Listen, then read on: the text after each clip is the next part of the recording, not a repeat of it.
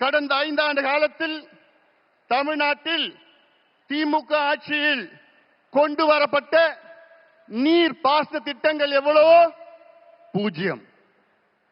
கடந்த 5 ஆண்டு காலத்தில் திமுக அரசில் கொண்டு வரப்பட்ட புதிய மாவட்டங்கள் எவ்வளவோ 0.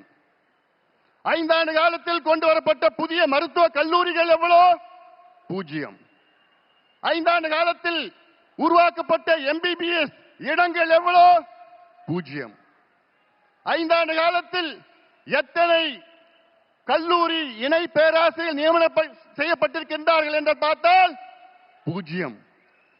5 ஆண்டு காலத்தில் புதிய மின் திட்டங்கள் கொண்டு வரப்பட்டது எவ்வளோ 0. இது ஒரு 0 அரசு.